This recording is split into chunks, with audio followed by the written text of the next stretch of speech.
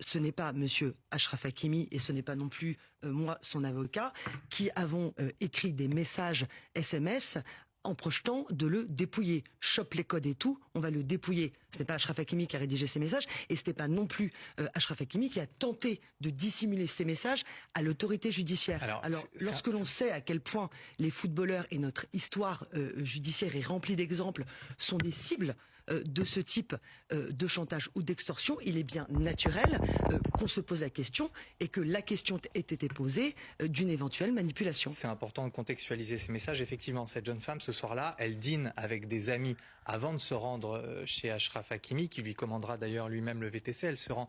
Il est passé minuit quand elle se rend chez lui. Elle a dîné d'abord avec des amis. Effectivement, elle échange certains messages avec des amis où elle cite une chanson de rap qui parle de faire de l'argent facile.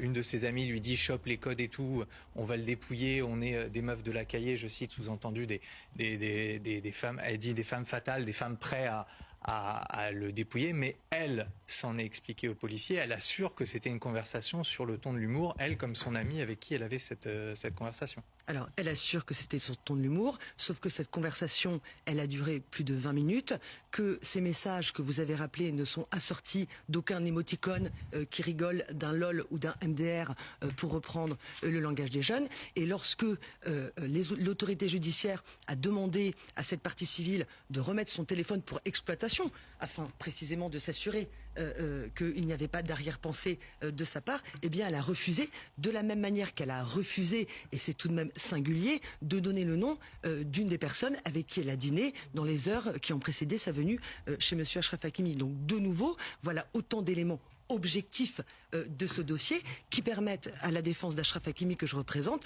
de poser très sérieusement la question d'une tentative de manipulation et de chantage.